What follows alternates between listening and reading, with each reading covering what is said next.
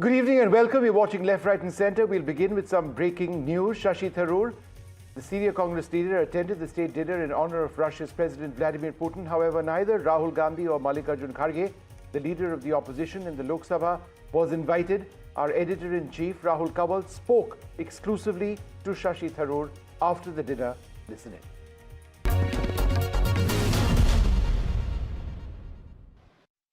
We're just walking out of Rashtrapati Bhawan after the state dinner with President Vladimir Putin from Russia, and with me, Shashi Tharoor, chairperson of the Foreign Affairs Committee of Parliament. Dr. Tharoor, how was dinner?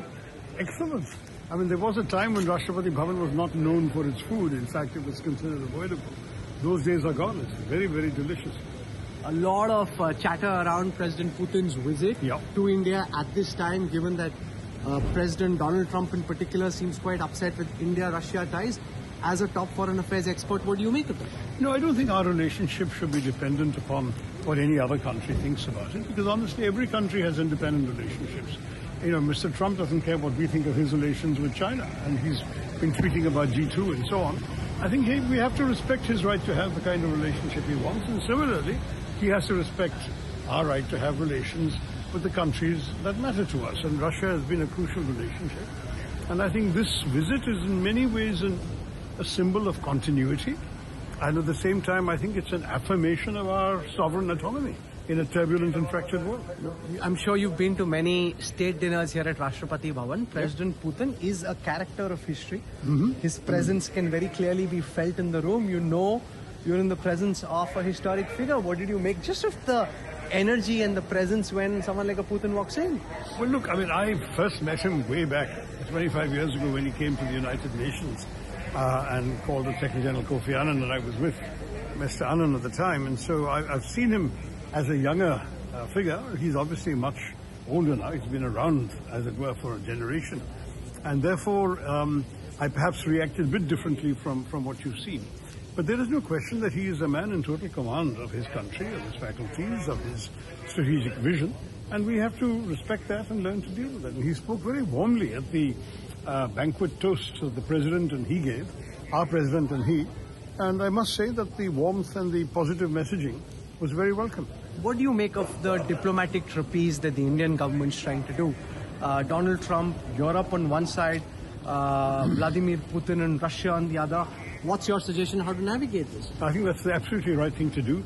I've written about our sovereign autonomy at some length, and I am proud to have coined the word multi-alignment 20 years ago. It's much truer today. We are living in a multi-aligned world. We're living in a world where each country has different relationships with different countries. The metaphor of choice is the World Wide Web. That's the kind of world we're in today, where I may be connected to you for something, you may be connected to her, and I may not be connected to her. But the fact is we each have different relationships, and we all have the potential to be connected. And the same here. We have a connection to Russia. We have a connection, for that matter, to America. We have a different connection with our problems, too, with China. But, I mean, we are not going to suddenly start saying that because of one, the other is not going to work. I think, for example, it's very important for India to develop a good relationship with Europe. And Europe remains a significant pole for us in a multipolar world. So the name of the game is multi-alignment. Align according to your needs with whoever you need to work with.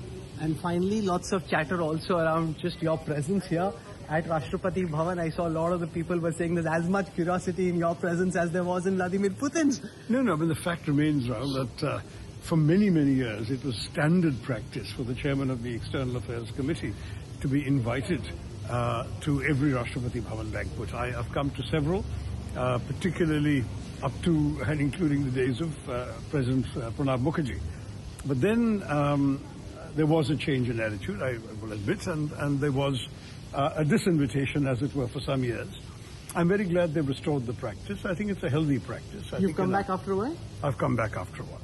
So for some years, I think that, you know, they had a different attitude. This time, it seems that they have decided to open up a little more to other voices. And frankly, because the relationships with foreign countries are precisely what the Parliamentary Standing Committee deals with, it's helpful to have some insight into what goes on in the conversations, the atmosphere, and so on. So I'm very pleased to be here for that reason. Nothing more, nothing less. And I agree with the point that you made, that your job is to make the points of your constituents and not to constantly be in a harangue with the government. I think most sensible people watching this would agree with that.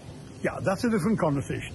That has nothing to do with getting invited to Rashtrapati Bhawan, which may or may not happen otherwise. But the truth is that on the question of cooperating with the government of the day, you don't abandon your convictions or principles, but you find common ground. I mean, part of democracy and part of the cooperation between government and opposition in a democracy is about finding common ground.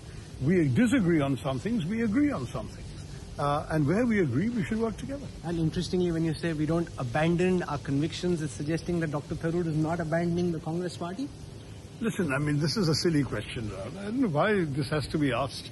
I mean, I'm an MP of the Congress party. I went to great trouble to get elected. And it would take me, I think, considerable amount of thought and various other considerations to be anything else. I mean, I think as far as I'm concerned, I have a job to do to the voters who put me here, and I'm doing my very best to fulfill my obligations to them. Even today, in some of the conversations before we all sat down to dinner, I was trying to plug certain things for my constituency with some of the officials I was coming across here from our own government. So that's part of the lifeblood of getting things done for your people, your voters, your constituency. That's political responsibility too. Interesting there, Dr. Tharoor, the Congress MP from Thiruvananthapuram, saying you stick to your convictions. This is part of what he believes democratic practice is, and very clearly indicating he has no intention of jumping ship. Thank you very much, Dr. Tharoor, for joining us. Thank you. Thank you, Rahul. Thank you. Good night.